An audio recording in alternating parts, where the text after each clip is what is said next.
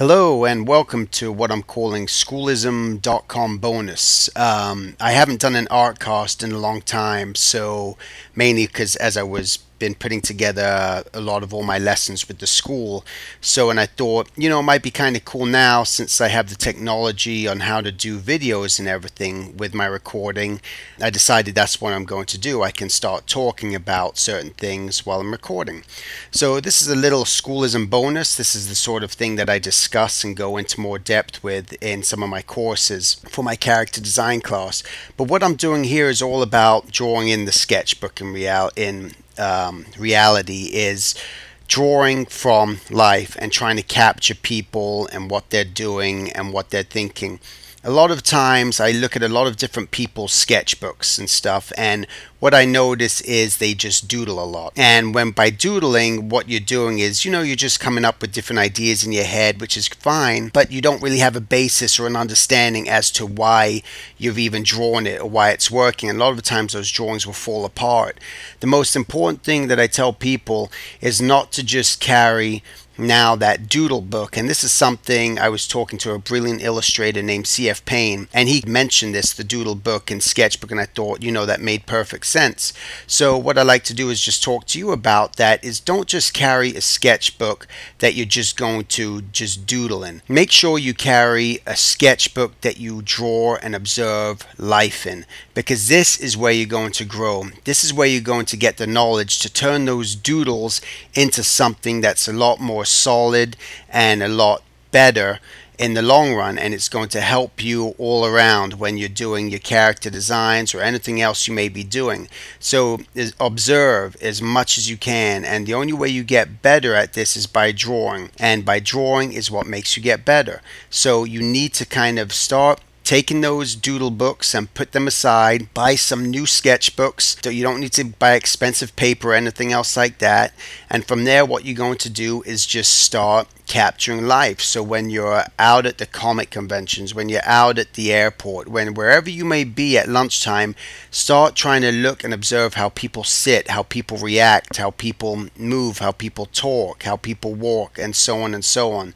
So this was a drawing that I had done based on a guy that was standing in front of me. It was actually in a life drawing class that I'm taking, and he was just, the model never showed up, so he just stood there for us to draw. So the things that I was looking for, you can see how I started to develop my process, was just starting off real loosely and real quick. I'm not trying to make a perfect drawing straight off the bat. That's not my goal here. You need to make sure that in order to get the sort of fluidity and life and feeling out of your drawings, you need to be able to feel it.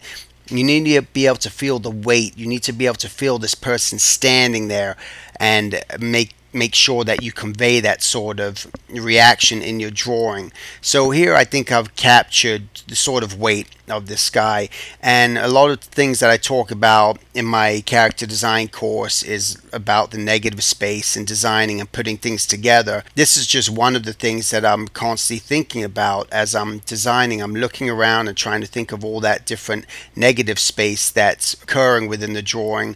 That way, if I were to darken this drawing in, you would at least have some sort of inclination as to the silhouette and the clarity of this drawing. So I've taken my rough sketch, and that's what usually I'll do. Say it's a piece of paper, and I draw on my piece of paper and I rough something out really loose, really quick. Then I take another sheet of paper, and that's when I start to address any of my, just detailing it up a bit more and start to strengthen the drawing.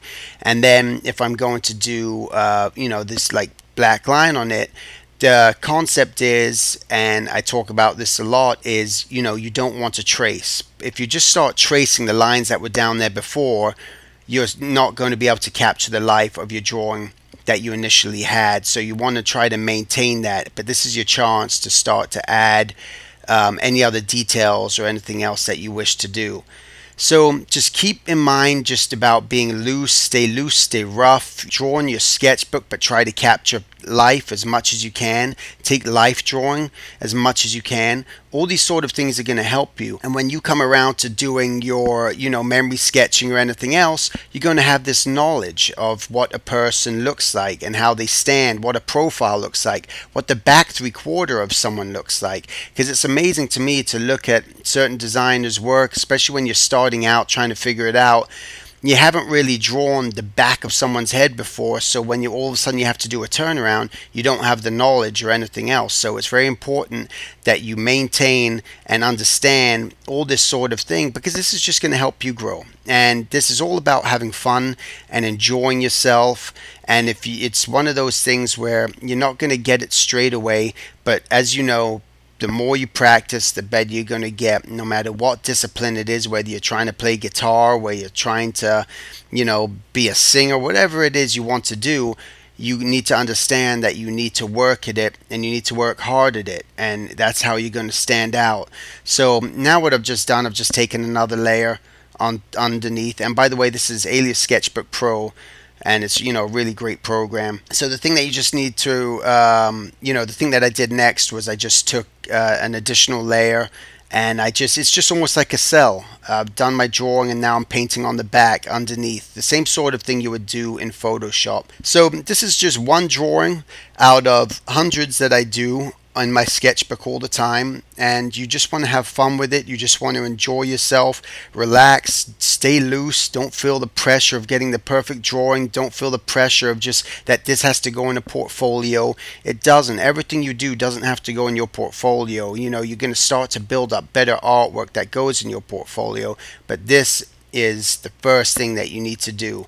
So remember just to see and observe and remember, and start to just practice this on a daily basis.